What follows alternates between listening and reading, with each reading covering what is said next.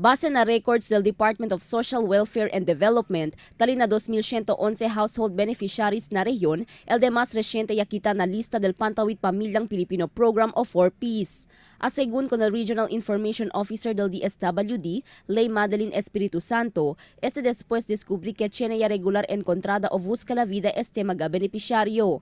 Bajo na policía del DSWD, para como un beneficiario del 4Ps, debe no hay regular income el pamilya, incluido sila na mga pobre familia na rehiyon. Tiene sila regular income, which is hindi sa pwede for as Pantawid beneficiaries kasi uno gana daw mga variables kita mira kita as poorest of the poor family huwag regular income, no.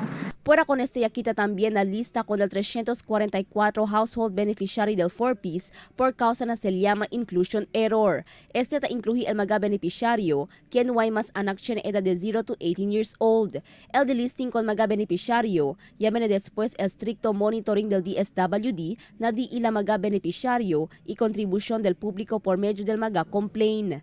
Crucial también el role del di aton grievance system, no, onde taman open kita na publiko el akal mechanism onde ta pwede sila man file complaint akal sita mira sila as a certain household they are not deserving to be part of the program because gani uno del magarason they already have irregular income and sinas. Según na DSWD, actualmente tiene 292,000 beneficiario el Pantawid Pamilyang Pilipino Program na Rehiyon 9. Kung mga beneficiario identifica por medio de listahanan assessment que ha conducido el año 2009. El DSWD ya reitera que para esta na programa debe cumplir el mga beneficiario na mga kondisyon y palisiya del programa.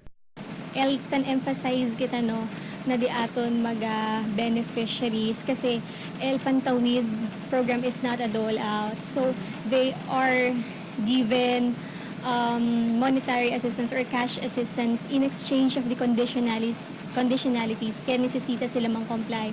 One, akal education dahil di ila mag-anak, and then check up na health station, and then attendance di ila na family development session. So if they continue to just comply with those conditionalities, then they will retain in the program. El Pantawid Pamilyang Pilipino Program o 4Ps, un programa que ta asisti con mga pobre familia por medio del asistencia financial, intendido na edukasyon del mga anak y salud del familia. Crystal Almonia, Dateline Zamboanga.